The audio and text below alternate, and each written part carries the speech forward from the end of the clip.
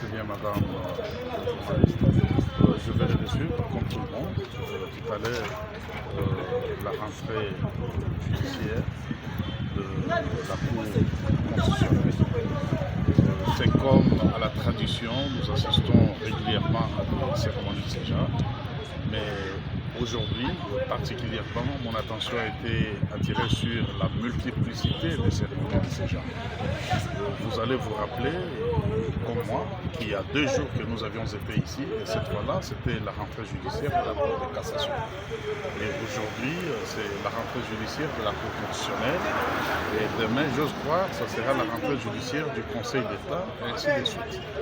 Et donc, ce que nous pouvons, notre impression principale, c'est qu'il n'y a pas l'autorité de régulation des différentes instances judiciaires. Donc l'autorité de régulation ferait que, parce que la magistrature est un corps, c'est un pouvoir judiciaire. Et lorsqu'on prononce la rentrée judiciaire, cela va autant pour tout le monde, qu'il s'agisse de la Cour de cassation, de la Cour constitutionnelle, du Conseil d'État.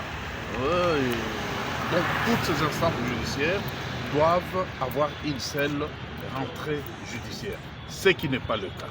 Ça peut se justifier bien entendu par la raison de la conservation de son pouvoir, mais c'est beaucoup plus pour ce qu'on appelle le fonds secret de recherche.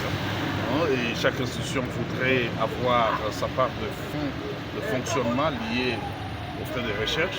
Et en voulant préserver cette autonomie, voilà, nous assistons pratiquement à une bipolarisation de la justice congolaise, et c'est dont nous déplorons, et nous pensons que dans les jours à venir, c'est ce qu'a été même le plaidoyer du bâtonnier national, que nous puissions assister bien entendu à une rentrée judiciaire unique, coordonnée, qui converge pour la consistance de la justice congolaise. Le président de la Cour constitutionnelle a également parlé du fait que le président peut rester en place jusqu'à ce que le prochain soit élu. Et cela n'est qu'une lecture correcte de la Constitution. C'est ce que dit la Constitution. Donc le chef de l'État actuel demeure en fonction jusqu'à l'installation du prochain président de la République élu démocratiquement. Et pour autant qu'il n'y aura pas élection aujourd'hui ou demain, eh bien celui qui est en place reste en fonction. On ne va pas avoir un collège, je ne sais de qui, pour diriger la République. Nous avons un président qui a été élu démocratiquement et qui va rester en place jusqu'à ce que les élections soient organisées. En d'autres termes, ça voudrait également dire que les questions de sécurité doivent être vidées. Nous ne pouvons pas aujourd'hui aller aux élections avec toute une province du Nord Kivu occupée, toute une province du Sud Kivu entièrement occupée, et une rébellion qui menace même d'autres provinces. Et dans ce contexte-là, comment organiser les élections?